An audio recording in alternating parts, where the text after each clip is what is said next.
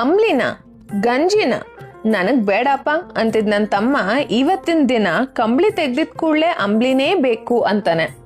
Welcome to episode 6 of Ambli series. ಈಗ ಒಂದು ಪಾತ್ರೆಗೆ 2 ಗ್ಲಾಸ್ ವಾಟರ್ ಹಾಕಿ ಕಾಯ್ಸಕ್ಕಿಟ್ಕೊಳ್ಳಿ. ಇನ್ನೊಂದು ಬೌಲ್ಗೆ 1 ಸ್ಪೂನ್ ಅರ್ಕ ಪೌಡರ್ ಹಾಕೊಂತಿದ್ದೀನಿ. ಇಂಗ್ಲಿಷಲ್ಲಿ ಕೂಡೋ ಮಿಲ್ಲೆಟ್ ಅಂತಾರಲ್ವಾ, ಅದೇ. ಅದಕ್ಕೆ ನೀರು ಹಾಕಿ ಲಂಪ್ಸ್ ಇಲ್ದಿರ ಕಲಸಿಟ್ಕೋಬೇಕು. ಕುದಿಯುವ ನೀರಿಗೆ ಈ ಮಿಕ್ಸ್ಚರ್ ಹಾಕಿ ಬೇಯಿಸ್ಕೋಬೇಕು.